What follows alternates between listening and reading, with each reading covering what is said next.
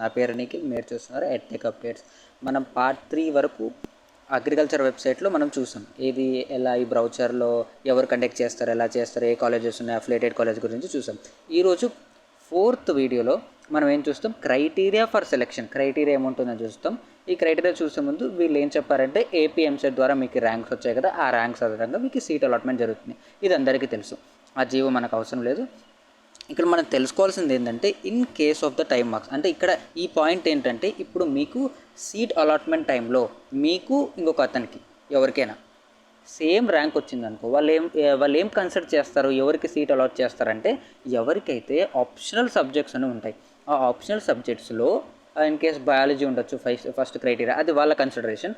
ఆ సబ్జెక్ట్స్ చూస్తారు, ఆ సబ్జెక్ట్స్లో ఎవరికైతే ఎక్కువ మార్క్స్ వచ్చిందో వాళ్ళకి అలాట్మెంట్ ఇస్తారు. ఇన్ కేస్ మళ్ళీ టై అయిందనుకో, మళ్ళీ టై అయితే వాళ్ళు ఏం చేస్తారంటే ఎవరికైతే ఏజ్ రిలాక్సేషన్ చూస్తారు, ఎవరికైతే ఎక్కువ ఏజ్ ఉందో వాళ్ళకి సీట్ అనేది అలాట్ చేస్తారు. ఇక్కడ ఉంది, in case of further tie the age of the candidate shall be taken into consideration. First ఇది సెకండ్ టైం టై అయినప్పుడు.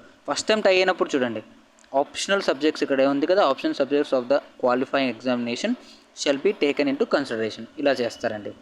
ఇది మనం ఈ పార్ట్ 4లో నేర్చుకున్నాం. నెక్స్ట్ వీడియోలో మళ్ళీ కలుద్దాం.